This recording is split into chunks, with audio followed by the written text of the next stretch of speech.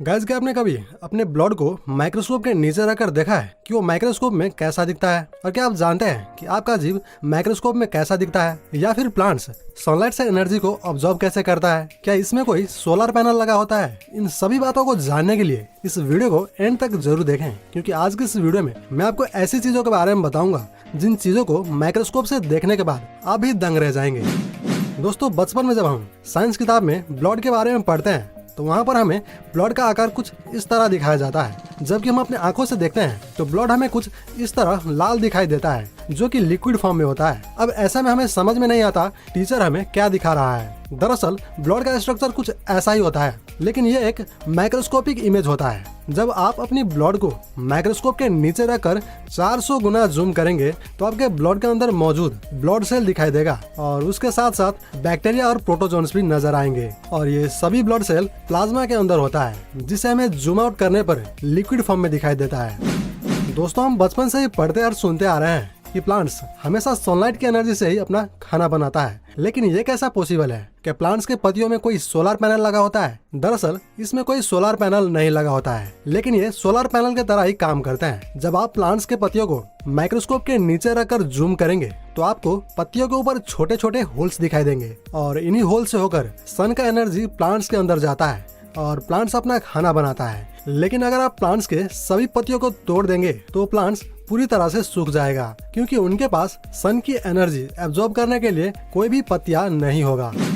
Guys, paper हमारी जिंदगी का अहम हिस्सा रहा है। इसके बिना हम अपनी स्टडी को कंप्लीट ही नहीं कर पाएंगे, और दुनिया के सभी लोग पॉलिसी पेपर पर ही डिपेंड रहता है। लेकिन क्या आप जानते हैं कि पेपर आखिर माइक्रोस्कोप में कैसा दिखता है? जब पेपर को माइक्रोस्कोप के नीचे रखकर देखा गया तो पेपर के ऊपर सूखी पत्तियों जैसा कुछ दिखाई दिया। क्या आप जानते हैं कि पेपर का स्ट्रक्चर ऐसा क्यों होता है? दरअसल पेपर सूखी घास की पत्तियों से बनाए जाते हैं, इसीलिए हमें पेपर के ऊपर घास की सूखी पत्तियां दिखाई देता है।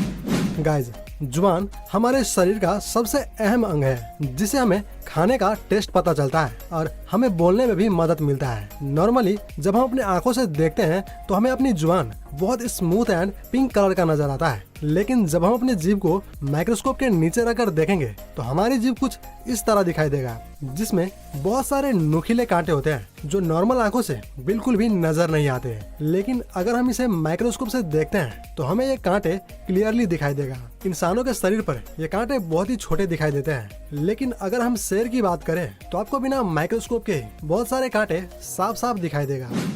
गाइस, अगर आप शेविंग करते हैं तो आपने एक चीज जरूर नोटिस किया होगा, जब आप रेजर से शेविंग करते हैं तो आपके बियर्ड जल्दी से बढ़ जाते हैं। वहीं अगर ट्रिमर से शेविंग करते हैं तो आपका बियर्ड उतना जल्दी नहीं बढ़ता। क्या आप जानते हैं कि ऐसा क्यों होता है? इसे पता करने के लिए जब रेजर्स और ट्रिमर द्वारा कटा हुआ बाल को साइड बाय साइड माइक्रोस्कोप के नीचे रखकर देखा गया तो रिजल्ट कुछ ऐसा दिखा, जिसमें रेजर द्वारा सेव हुआ बालों का कट एकदम सीधा था, वहीं पर ट्रिमर द्वारा कटा हुआ बाल कुछ ऐसा था जैसे कि मानो किसी ने बाल को तोड़ दिया हो, जिससे साफ साफ पता चलता है कि बालों के ऊपरी हिस्से डैमेज हो जाते हैं, और इसी के चलते ट्रिमर द्वारा कटा हुआ बाल जल्दी से ग्रो नहीं होता।